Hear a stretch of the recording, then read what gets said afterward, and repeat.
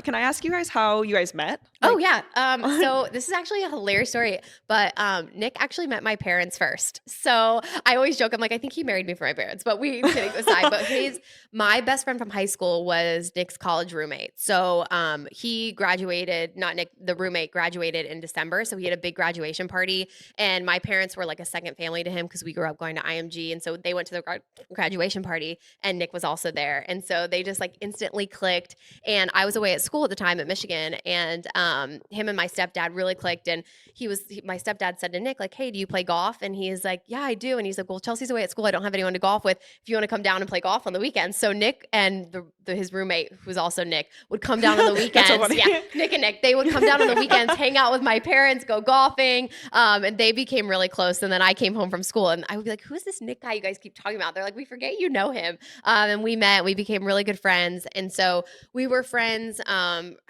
I keep mixing up how long, but I think it's almost like 10 or 11 years we've been friends. Wow. And then when COVID hit, we both moved back, and we just started hanging out. And I think we always kind of had a thing for each other, but when we both kind of knew where we were going to be, and it just, the right time, it really gave God's plan, because couldn't have pictured that, and obviously couldn't have predicted COVID, but it was a huge positive for us to bring us back together.